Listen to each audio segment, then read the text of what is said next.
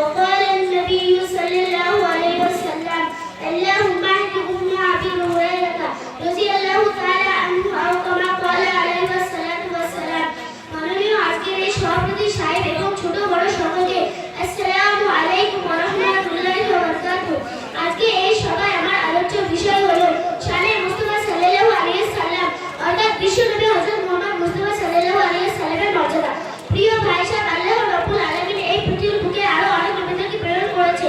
হযরত নূহ আলাইহিস সালামের সম্পর্কে আল্লাহ কোরআনে পাক ঘোষণা করেন, ইয়া আইয়ুহাল্লাযীনা আমানু ইসতাঈনু বিস-সাবরি ওয়াস-সালাহ। আমি নূহকে তার সম্প্রদায়ের প্রতি পাঠিয়েছি। হুদ আলাইহিস সালামকে প্রেরণ করেছি। হুদ আলাইহিস সালামকে প্রেরণ করেছি।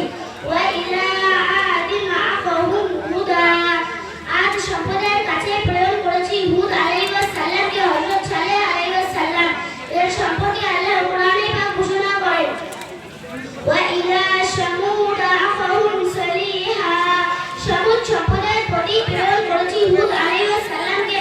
হযরত সালেহ আলাইহিস সালামের সম্পর্কে আল্লাহ কোরআনে পাক ঘোষণা করেন, ওয়া ইলা